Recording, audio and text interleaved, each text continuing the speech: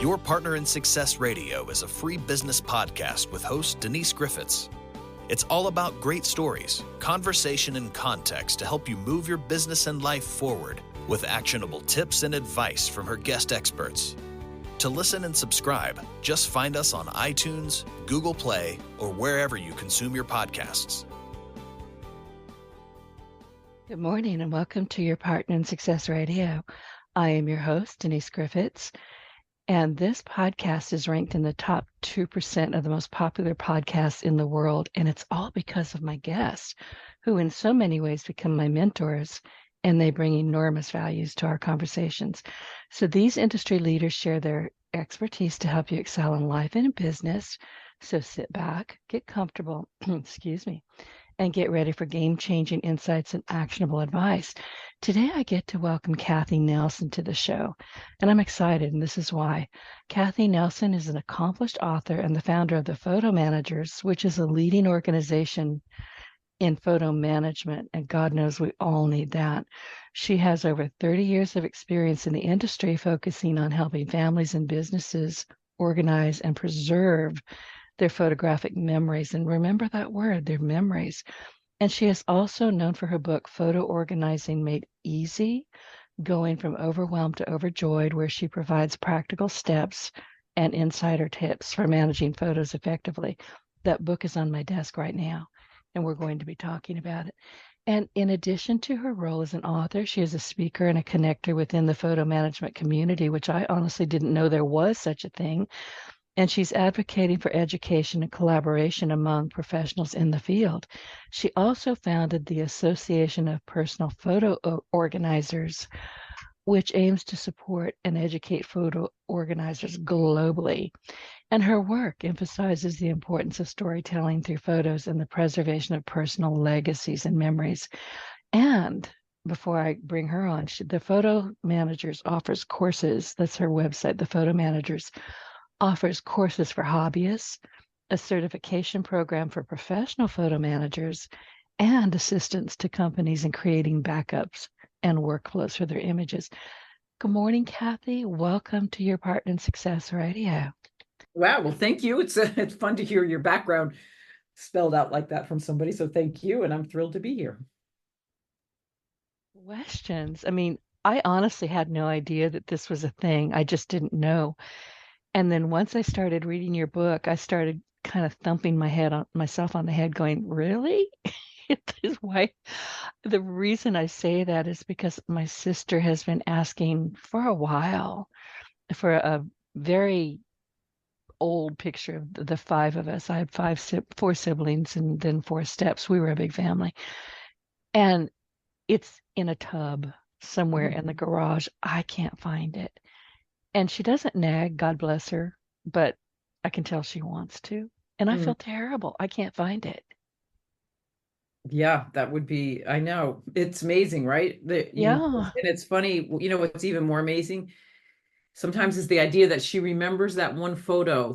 What was it about that photo that she's remembering? And you know what photo she's talking about, but you just can't find it. Which just says a lot about our memories and what we think of when we... Yeah. And of the 5 of us, there's only 2 left, me and her. So that photo is pretty important at this point. Really important. I know. So I hope she's not listening, but I'm going to find it and have it, kind of cleaned up and framed for Christmas. Oh, great idea. But I have to find it. So there is that. And I'm in the deep South. It's hot in that garage, but it'll happen. I've made myself a promise. So Cathi, tell us a bit about you and how you show up in the world. Oh, that's the photo man. I show up in the world really advocating and caring deeply about helping people like yourself or families access those photos and videos. It's not just photos, because it's all the things that hold our legacy or hold our story of our life as part of us. And those are also home movies, a lot of times on old VCR tapes or little camcorder videos or 16 millimeter film that people shot maybe in the 60s or even in the 50s or earlier. And then also, I like to talk about keepsake items too. Sometimes it's the baby's first shoes or the cookbook that your grandmother took notes in, right? And has all her handwriting in it. All of those things are items that I care deeply about, and I think people care deeply about. And so I've created an organization, and like, you didn't know it was a thing. A lot of people still say that, even though we've been in existence now 15 years, and we have over 700 professionals throughout the world helping people with this, with their projects. It's still a kind of an unknown concept. But really, the whole purpose of it and how I show up in the world is that passion around that everybody has a story to tell. And those photos and things hold a lot of those stories. And that's just something I'm passionate about, helping people find their way to do that. To talk about this, and while you're talking, I'm writing down notes. You said, cookbooks. I think you said, I've got a stack of my grandmother's old recipe cards. And one of them has enchilada, has enchilada sauce dripped on it. I don't know how old that stuff is, but one thing that I also wrote down while you were talking is that, I mentioned that my siblings have passed, 3 of them have. My brother died about 3 years ago. He was a double lung transplant.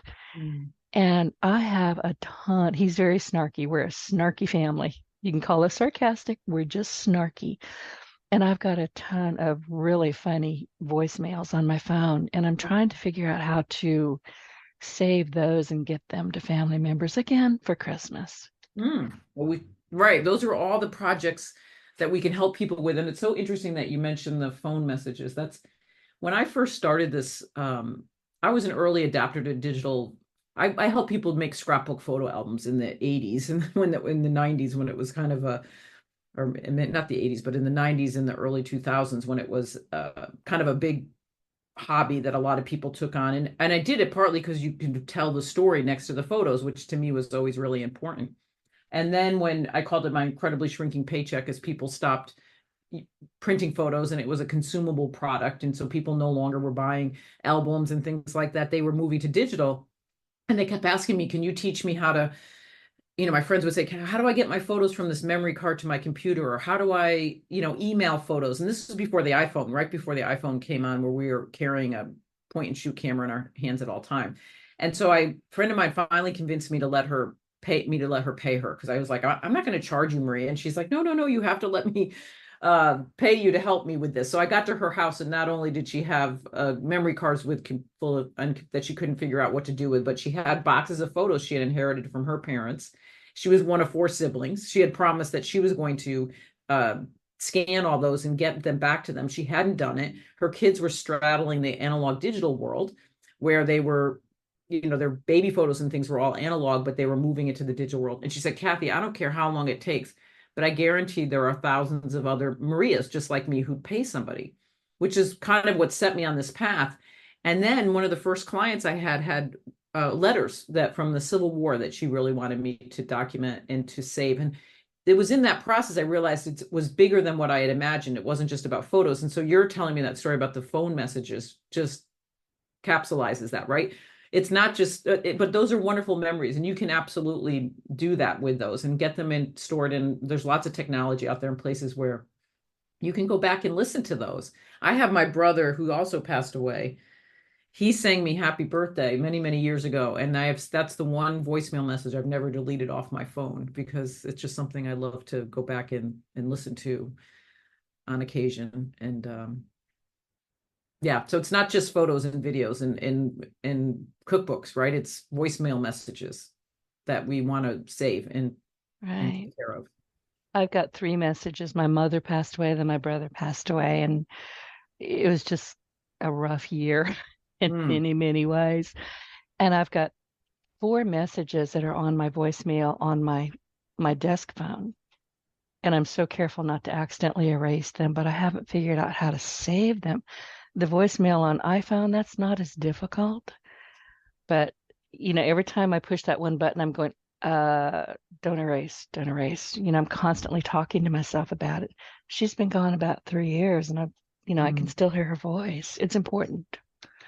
It is. It really is. It's, yeah. And it's, it's moments that we care about. It's these memories and the things, in this, we're so busy in our lives, right? Every day we're running from one activity or one event or work event to another. But at the end of the day, when you think about what are the things that you value, and that's a big part of the work that we do, is helping people think about what were your family traditions? What were the what is it that you valued? And those are the things that you want to curate, all of that, so that you have that legacy collection available for yourself, but also for future generations, right? Your mother's voice or your brother's snarky comments could be really fun. I don't know if he had kids or nieces and nephews or whatever that might want to hear those 20 years from now or 25 years from now. His daughter most definitely does, and his widow. Mm-hmm. They, and my sister. I mean, he was a funny guy. He was snarky, but he also did not obey orders. And he got out of the hospital, came back home. He was told to go rest. Double lung transplant. There's some things you shouldn't be doing.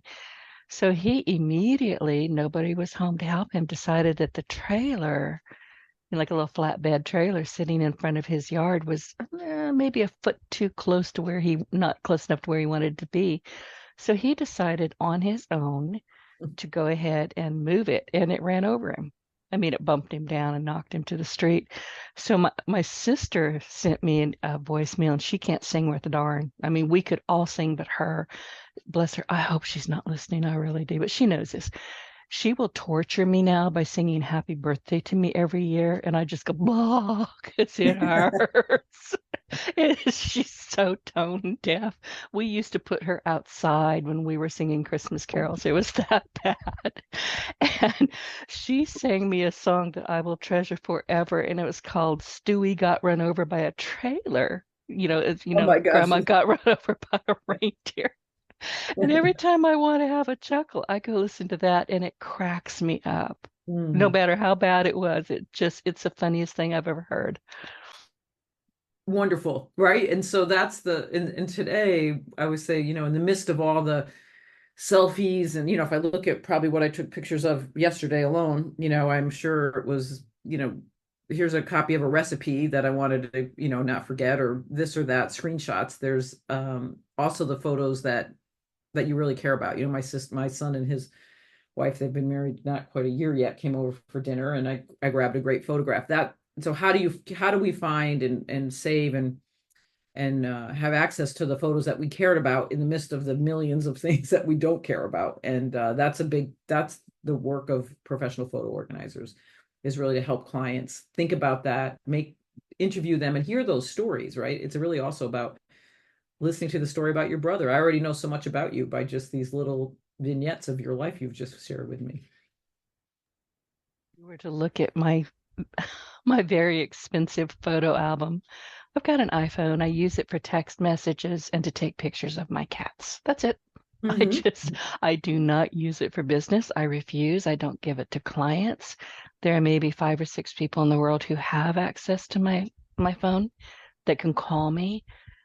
And so when I do get funnies, or I get, really neat text message, I'll screenshot those because they're just so memorable. And I want to save them. I want to preserve them. Yes. Right. And where will you put them, and where will you keep them, and, and how can you find them, yeah. Yeah, that's the problem. I mean, I've got tubs, I've got cloud, I've got this, I've got that, I've got, the big clunker savey thing that you put under your desk that's not plugged into anything, another drive. But after a while, and this is happening with me, because I've got to find that photo, I really do. And I'm stumped.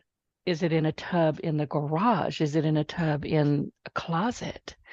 Do I have time to sit for hours and hours and hours and dig through this? Because, and I bet you've seen this time and time again, Cathi, once we start trying to, declutter things, and I'm not cluttered, but still, you have to sit with and go, oh, I remember that.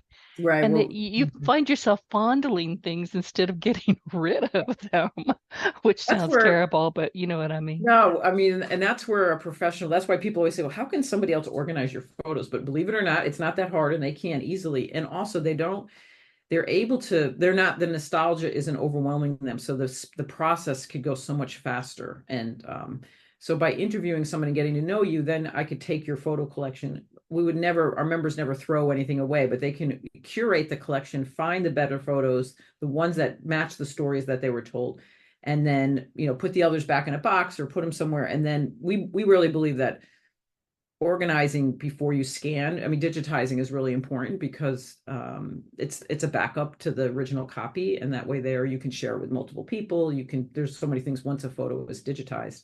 And so many people still haven't done that, right? They're still under their bed or in their boxes or in your garage, like you said, the tub in the garage. But yeah, that piece of it is Tubs really as in professional. plural. There's more Mhm. than one, and they're big. And this is a question I wanted to ask you because I'm in the deep south.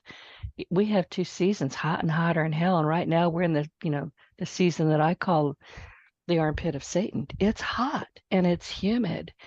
And I catch myself wondering if I'm destroying them by leaving them out in a hot Yeah, garage. yeah, they should be, and they don't like that because they're probably, Yeah. mold can get on there, and then they're Oh curling. You want to have no.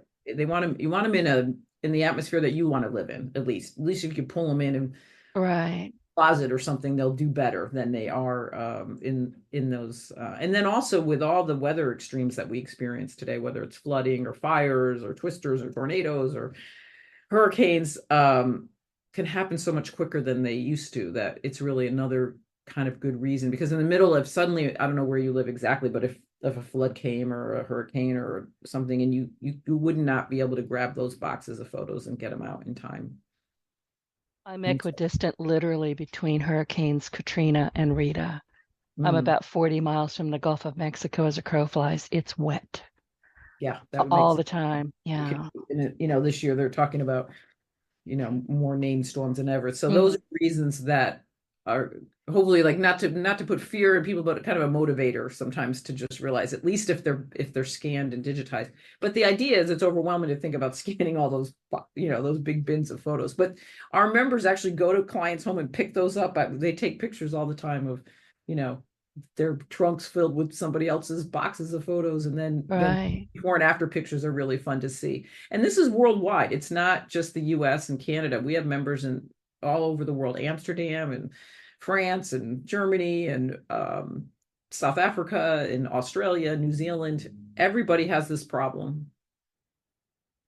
It's not unique to, to one culture. No, I think we just get too busy. Oh, I'll get to that later. Mhm. And then 10, 20 years later, your sister's saying, "Where's that picture?" Oh, hang on. I don't know. So, but what when people go to you, I know you've got a system and you train people to have a system. Can you give us just a quick overview of what happens when we hire somebody like you? Yeah. And what do we expect? What did you expect? So the first step would be probably an intake conversation with the client, where we would, through Zoom today or on the phone, ask, tell me what would be the ideal, what's your goal in this process? Because a lot of times people don't really know, but helping people get to visualize, sometimes I'll say, if I could wave a magic wand over your collection, what would the end result look like? What would make you, feel like this was the best investment I ever made in my life? And to kind of guide people in that process to think that through. And then from there, we call it the hunt and gather stage, and also take inventory. It's really important that we have forms that you can fill out, like make a list. Where could all those photos be? And most people don't know where to start, but we have great checklists and things like that. So, because we know where they're going to be most likely at this point. And also all the different, there's like a digital hunt and gather stage, and then also then the analog. And then we add in there those letters, those home movies, because those are usually in the same boxes and things like that. And then the idea is assessing the mess, like get an idea of what is it that you actually have, and then create a plan from there to meet the goals that you set. And then a lot of times it can be 1 month, depends on if there's a time limit. Sometimes if there's a major anniversary coming up, or you're mentioning Christmas, you want to make a gift for Christmas, so there's a timeline to this. It's not like you want to do that sooner than later. We still have some time, it's only August, but by October or November, you really want to have this process well underway. So it depends on what the timelines are for people. And then usually they make an estimate, and then from there start to work on the project for the person. Actually worried. I shouldn't, because I've read the book and I'm talking with you. And in some ways, this is easing my mind, but I'm worried that I don't have time.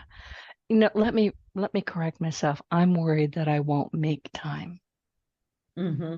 Well, that's where, and so that's the process could be much quicker than that. A lot of times people, once they build it, it's a very trust. We have a certification program as well in place where our members have been certified. They've gone through our training, our best practices. They document a project from start to finish. They send us, we check their references, we talk to their client, and then they agree to our code of ethics. So there, because trust is really critical. But from a time perspective, many clients will just say, you just come pick all this up and do it. You just do it. So time isn't an issue because they're doing it for you. I mean, we're saving people time. If you want to do it yourself, then it does take time, and you have to kind of set aside time where you decide, one Sunday a month, or, you need to set like an appointment with yourself. Otherwise, it will never happen. But you'll deeply regret that if something happens to those photos that you didn't find the time, right? It's hard to find time for anything these days. So I'm leaning towards having somebody come do it for me or pick up everything I've got and haul off with it and hand it back when they're done. Because the truth is, as much as I need to do at least 2 of these things, I know that I'm not going to have the time. I've got a lot going on and I want it done properly. I really do.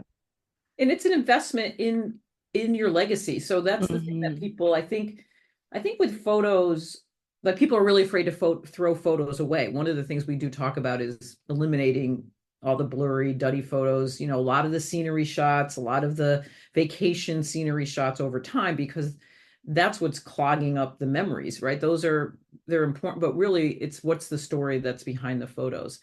And those are priceless stories. And people know that, I think, when somebody passes away, when at a funeral, right, we always have the photos, and suddenly you want to look at all of those. So but again, everybody really is busy, but the investment, I've always said that all the years I did it, and now I actually run the organization more, so I don't actually work with clients. But I also knew all the years I did it that nobody ever said to me, "Oh, I can't believe I paid you that much money to give me back this amazing photo collection." People cry. We always say this is the one career where your clients fall in love with you and cry when return to them everything in a really beautifully organized format. Photo books is another thing a lot of people make. Photo books. You mentioned your cats. So I know you're an animal lover. I just had one of our members who she makes albums of people's pets, especially after a pet maybe passes away. And I had a wonderful rescue dog named Wiley, who I loved, and everybody knew I loved Wiley, and he loved me. He was the funniest little creature that I picked up off the highway. And he died this past year of old age, but I was pretty devastated. And I thought, he's the only animal I would ever pay somebody to make an album. She made me the most beautiful photo album. She interviewed me over Zoom 3 or 4 times, and she then wrote his story for me. And I had sent her all my dog pictures. It ended up being a book about the dogs and we have cats too, the animals of my life, because she said, "Wow, you have a lot of other dog pictures, and you have friends that have dogs." And so, because she was able to go through all those photos, so it ended up being I told her I want this at my funeral, because it really is just a part of my life that, unless I don't talk about that much, how much I love my pets, right? They're just part of my life, and family and friends might know that. But that's an example too of, it was priceless to have that book of Wiley, that photo book. And I paid her a good amount of money for that. And I don't regret it at all. I'm thrilled every time I can show it to other people that I have it. A lovely story. And look, I have dog and I have cats. I just pay the mortgage. It's their house. I'm just here to serve them. But anybody who knows me on Facebook knows that I've got several cats, but 2 in particular are pretty famous on Facebook. And one he's sitting here on my desk right now. He was sitting on your book. He is hashtag Hamilton is an ass. He's a 20-pound ginger. He's famous. He gets Christmas cards. He and his brother, all of them, they get Christmas gifts. But when you said the book, I've had a lot of people say, "Denise, you've got to write a book about these cats. They're so stinking funny." And they are. There's something about gingers. I don't know. Their personalities are just over the top. So you having this photo book leads me to wonder, can you translate that into a book and put it on Amazon? Yes, absolutely. All right. That's the my birth is question. great. Yeah. you could, like the book that she had done for me, I wouldn't necessarily put on Amazon, but you could definitely, members can help you write a book and self-publish like that and put it on Amazon. And Blurb is a photo book company that has a lot of people will use Blurb as like in self-published through a company called Blurb. So Blurb, Blurb. Mm-hmm. Oh, Yeah. okay. I'll I have knew to look that that was up. the founder of Blurb. She's now retired, but yeah, she started the first photo book company ever in response to, anyway, just a realization that technology, again, that's where there's such wonderful technology out there and wonderful ways to share photos and stories and do things like that that was never we didn't have access to, or it took a lot longer. But you're busy and you don't have time to probably go explore all those ideas out there and watch some YouTube videos. But there is a lot available to people today and that's part of what we do from the organization is we partner with many wonderful technology companies. They find their way to us.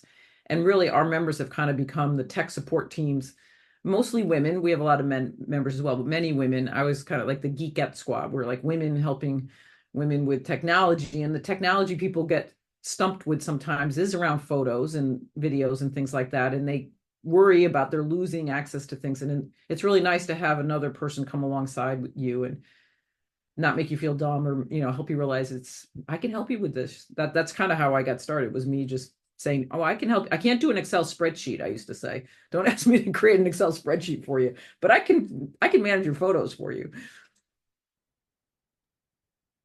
The biggest challenges you faced when you started the photo management. Well, did you start it or establish it? Were you one of the first?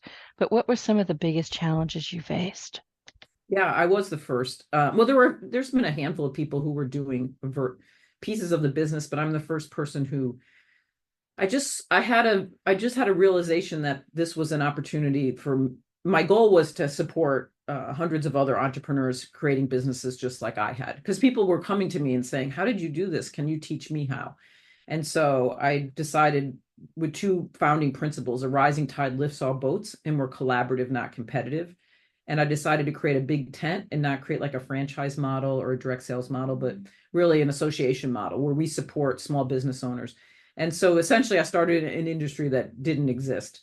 But now it's getting more and more established but we're still in the nano stages of growth. We have way more clients than there are photo managers in the world. I think some of the challenges in those early days was believing in myself, that what my vision really made sense. I remember an attorney I was trying to understand intellectual property, and she kind of just said, I don't think people are going to, she didn't care about photos herself. She was like, I don't think people are really going to ever pay for anybody for this. Why don't you become a coach? I think she was trying to redirect me.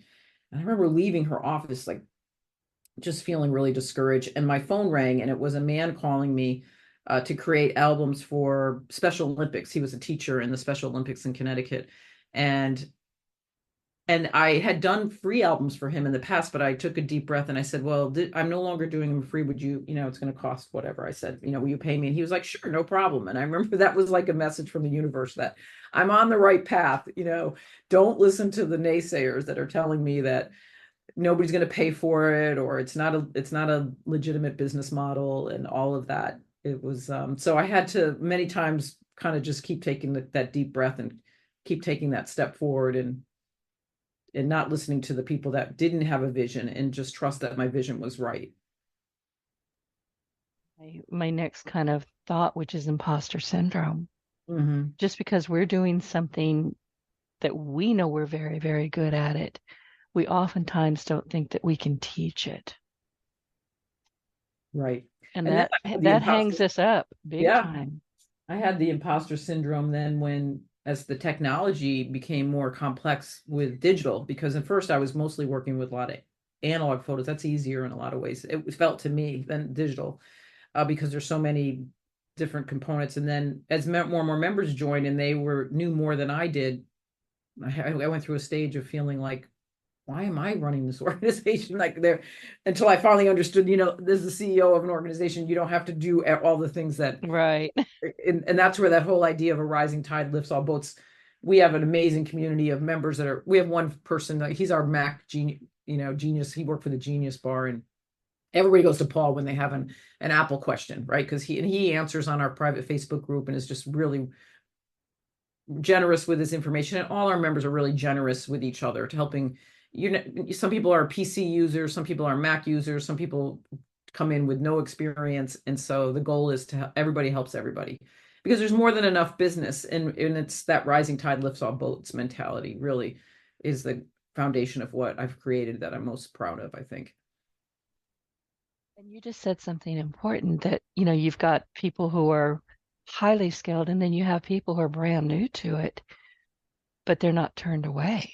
Is that what I'm Oh, no, because I always tell everybody, we do a new member orientation every month, and okay. I always tell them the first thing that I know they're feeling is probably they're really excited because they usually just discover us, like they didn't know it was a thing, and maybe they've managed their own photos or all sorts of ways that they come to us, and then they get overwhelmed by the questions that they start to see in the technology. And I always tell them, everybody started right where you are. Everybody was a beginner at one time, and so we welcome beginners. You have to start at the beginning. The thing is, you'll always know a little bit more than your clients. So sometimes you're only one step ahead of them. Like, for instance, we know that Apple, I guess Paul's been telling us, Apple's going to make one of the biggest changes in their photos in history. It'll be live in October. Now, guess what? And he's like, people are going to get really completely overwhelmed. Somehow he knows he's been seeing what's coming early. So every member that's even a professional photo organizer is going to have to learn the whole new way Apple is going to expose us to our, whatever they're going to do with Apple Photos. So we're just going to be one step ahead of the customer in knowing that what's coming with the technology changes. Now that you know that, you also know to be looking for it, study it, keep ahead of it. Right, be prepared. And so we know it's coming, and he's already created a course, and he's, kind of already created it, and then he's going to update it. But those are the kind of things that we are able to do for our members, so that they can be confident when they're out talking to people in their community. And, they do presentations at local libraries or at senior centers, and legacy storytelling has become a growing piece of this.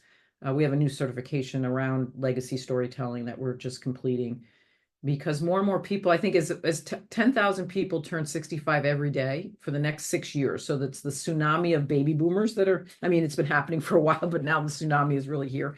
And I think that generation in particular realizes that they have a story to tell, and they're looking for creative and interesting ways to tell that story. They have boxes and, bins of analog photos, and it's a big growth market, and there's lots of technology that's being created, and people can kind of go in and be assist you in that process. And I'm listening to you, and I'm going, through some of my old memories. And my grandmother, she used to drive my mom crazy because she would basically tell the stories over and over again. She didn't have Alzheimer's, but she did have some short-term memory loss, I think. But she would tell the same. I thought they were fascinating stories. It didn't matter if they were word perfect every time. I would listen, and my mother would just roll her eyes and leave the room. She couldn't stand it anymore. But I wished, after my grandmother passed, I kept saying, I should have recorded that. I should have recorded that. And I didn't. And I'm still sorry. Yeah, that's right. So when you ask that question too about not having enough time, or, that's the part that you don't want to be left with, that I'm sorry I didn't get to it. And now, again, the technology, even on our phones, apps on our phones, there's ways to do that. And then you do want it to be curated. I think that's the big part of it. We use the word curation or organizing, or I would say, well, organizing anything.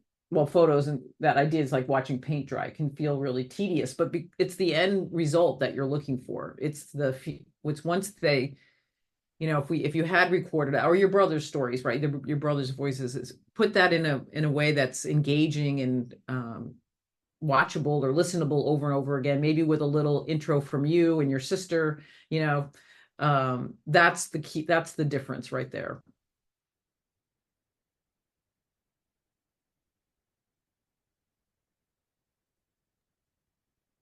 I'm just jabbing at my little button here, and I think I muted myself.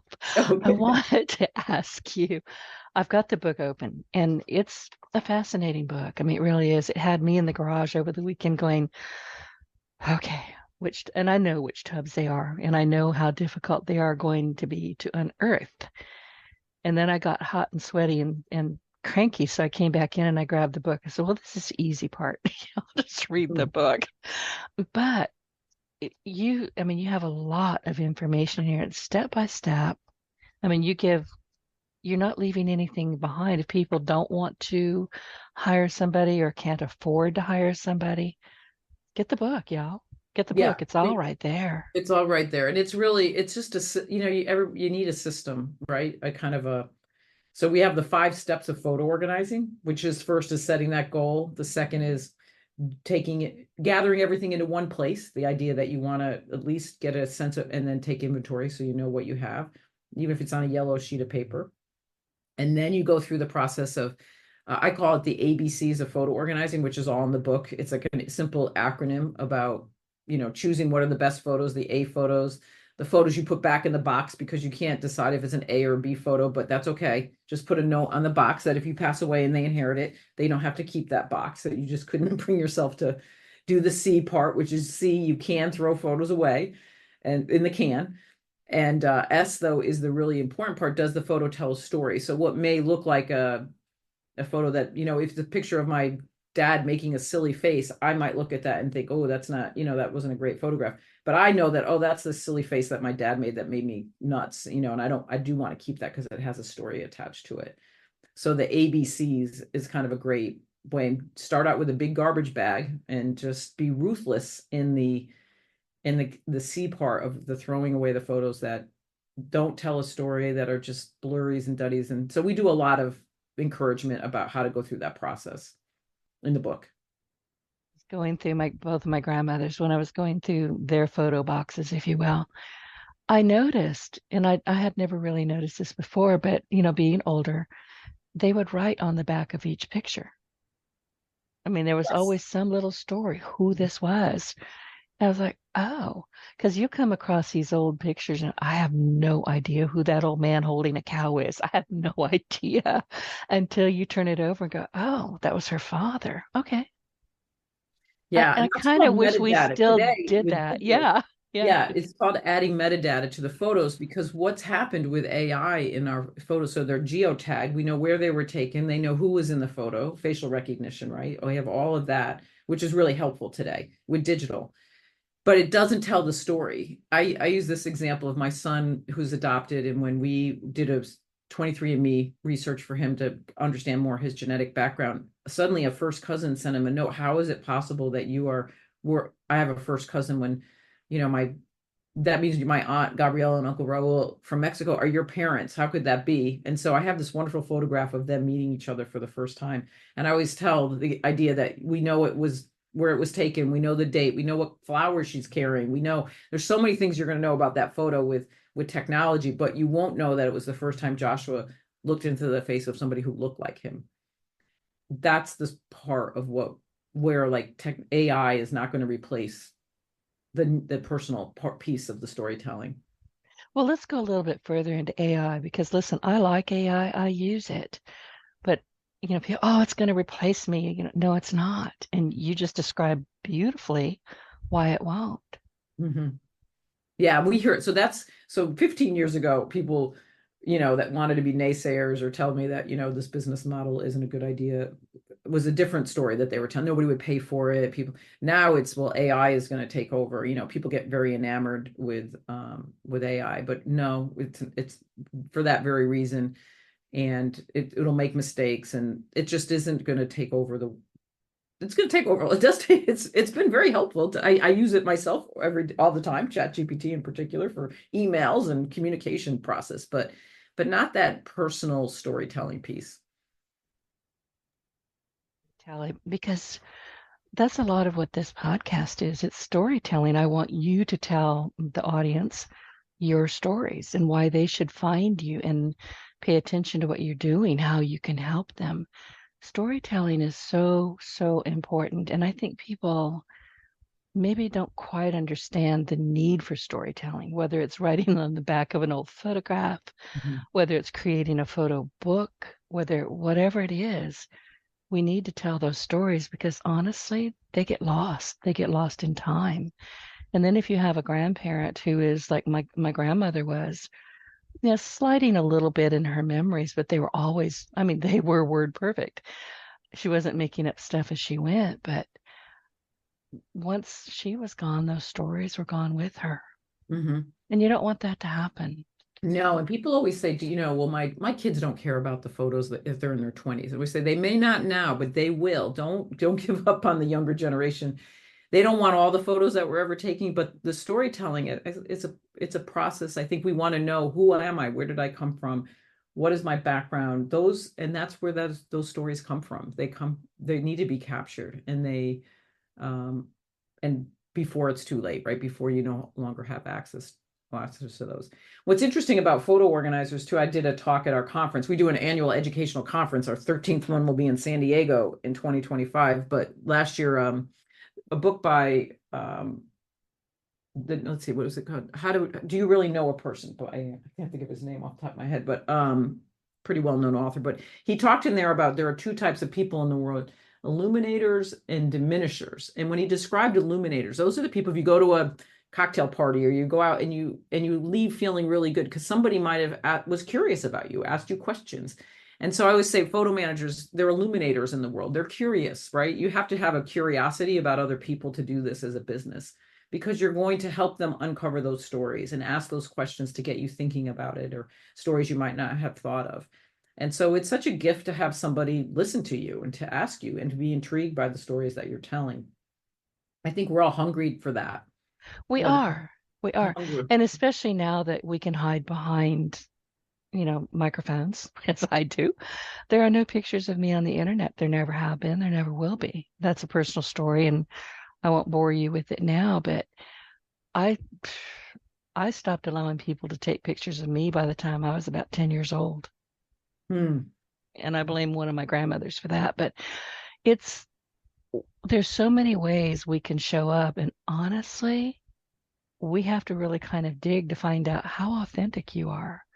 What are you really bringing to the table? Are you full of horse manure? Or are you really being an illuminator, which I love? I'm going to, practice that one. But I wanted to ask you, can you share a success story of how the photo managers has helped someone preserve their memories in a really meaningful way? Gosh, there's so many stories about that.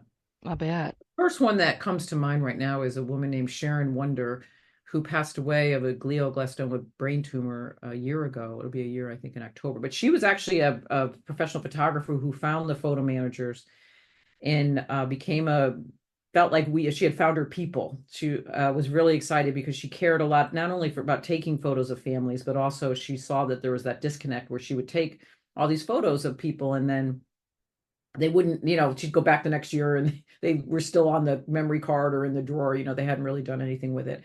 And so she was thrilled. And, but then she became ill with a terminal brain tumor. And suddenly she started documenting her story, her own family stories for her daughters who were in their 20s. And really was so moved by that process that she gave a scholarship in her name to the photo manager, so somebody could come to conference every year and paid for it. So now it's self-funded. The members of themselves are paying for it. But I mean, that was a life-changing experience for her. And as she started dealing with going to support groups and realizing what the people in the support groups really wanted was somebody to listen to their stories. That a lot of them knew, I think, that they had terminal illnesses and they had children and things like that.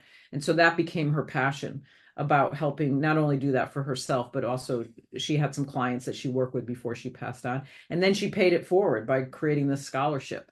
And from that scholarship, we are paying it forward now long into the future. So that's the one that just popped into my mind, but there are endless stories of clients that people have helped in so many different ways. Yeah. I'm sure that her children are very grateful that they have that now. And they came to our conference. We give out what we call the Rising Tide Award, which is a to the member who demonstrates that idea of a rising tide lifts all boats award. And then we had them come and we gave it to Sharon through them at our last conference, and they were deeply moved by that as well. It was great. But yeah, it's just that, and she did a lot of work to leave them as much of her story as she could, so that as they continue to mature into adulthood, they would be able to know their mom in a way that they couldn't see her at that age yet, you know? I look back at, my parents, my mom and my grandmothers, and I think, did I really know them? And the answer is no, I didn't. Yeah, and that's the value, even, here we're talking about doing it for others or organizing photos, but even to take the time to, I used to have a project I used to have people do, is these are the things that I love. You can create an album of your own, like about these are the 25 things I love, or 50. I took a picture of journaling, of cooking, of, the color blue and green, which are my favorite colors because the green trees and against the blue sky. And I have a little book that my kids someday could ever, that'll tell them, oh, this was a little bit more about my mother that I couldn't really, I know they still don't quite see me yet as a person. They still see me just as their mother, even though they're 30 and 26 now. But I know that they have not made that total leap yet where I'm somebody other than mom. Because I knew a lot about my mom, but I never could quite figure out why she did some of the things that she did. I'll never know. Mm-hmm. And I try not to puzzle my brain over it too much, because in many ways it's just none of my darn business. But, I do get curious about it. Yeah.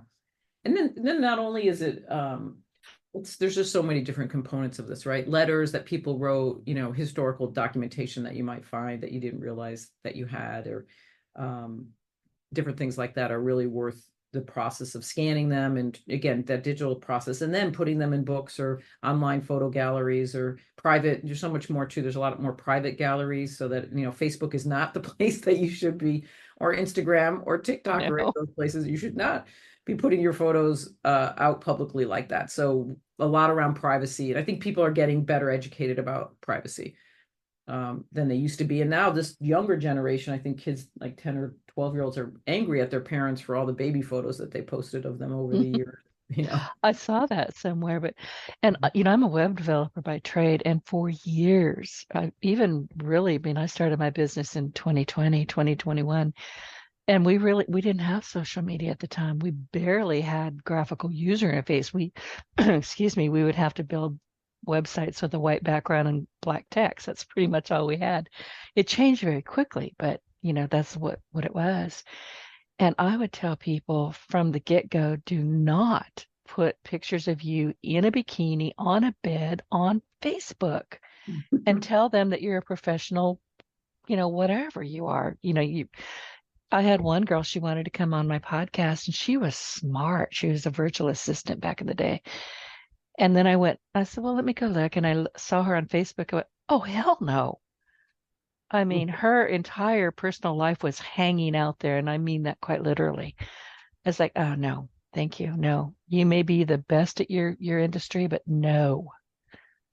Yeah. And now the good news is there are private, online sharing galleries, and where people can share their family photos and children's photos, and not everybody, the world doesn't get to see them, and things like that. So that's, and then also ways to collaborate together where you can, so if you did scan that photo of your brother, of your family, and now you mentioned 3 have passed away, unfortunately, but your sister's there, but if maybe you have aunts and uncles, they could go in and add pieces of the story, and text and things like that. There's again, that's that technology that has kind of stepped up to help us with all of this. Good idea. So Cathi, what advice would you give to someone interested in becoming a professional photo manager, or even starting a business in this industry? Where do they start? Yeah. I mean, we'd love to have you join us at you can go to thephotomanagers.com and become a pro, but we also have what we call photo manager in training. We had that last January. We realized a lot of people would join thinking they just wanted to get their own photos organized first, and they got overwhelmed. We do a lot of training for small business entrepreneurs. If you've never worked for yourself, there's a whole other thing that you have to set up your business. How do you do invoicing? How do you know how much to charge per hour? How do you collect payments, all of that. So sometimes we realize we have a program for people who don't want to learn that right away. You can just get your own photos organized in a community of others. And so that's called our photo manager in training. Or if you want to do it as a business, then jump in and join at the professional level. It's just $5.99 a year, and it includes all our training. We have extensive classes and webinars and outreach and all sorts of things that we do to regional groups that our members get together with and get together regionally every month and talk to each other and things. So you're not in business by yourself. You have a great team of people that will support you, and lots of discounts and things on products and services that companies that really want to interact with you. Many companies are really excited that we exist because, again, we're becoming their technology support team. We have a couple of them now that are creating certifications on their websites, like a digital software company called Mileo, where you can buy their digital software and then pay for 3 hours of a photo organizer right on their website. So that's starting to grow as well. So it's kind of like an automatic lead generator once you understand how to use their product. So we'd love to welcome anybody who's interested. Or if you're going to hire somebody, though, go to our website and look for a photo organizer near you. They are only certified members are listed, and you can read their backgrounds. They all have their own websites. They all have their business names. And then I recommend interviewing one or two to see who you connect best with, and enjoy the process. You'll find it very helpful to work with somebody professionally. Fascinating. Thank you so much for joining me today. Do you have any final thoughts to leave with our audience, and where can people find you? So they can find us at thephotomanagers.com. They can find me. I'm Cathi Nelson, Cathi Nelson on LinkedIn, if you want to follow me personally. We also, the Photo Manager, we're on YouTube. We have a great YouTube channel, so you can find us there, and also on Instagram. And, we post on Instagram. But I think our YouTube channel is really growing. We have a lot of training webinars and topics on how to organize your photos and things like that are really worth listening to. So thank you so much. This has been a wonderful conversation. Today on your YouTube channel, thinking, okay, do I hire somebody or do I do it on my own? I'm hiring somebody, but there's a lot of information there. I mean, it's well done. So thank you for sharing that. So everybody, as we wrap up today's episode, I want to extend my heartfelt thanks to Cathi Nelson. And Cathi, your insights into photo management and the importance of preserving our photographic memories have really been enlightening. And your dedication to helping families and businesses organize and cherish their photos is inspiring. It inspired me.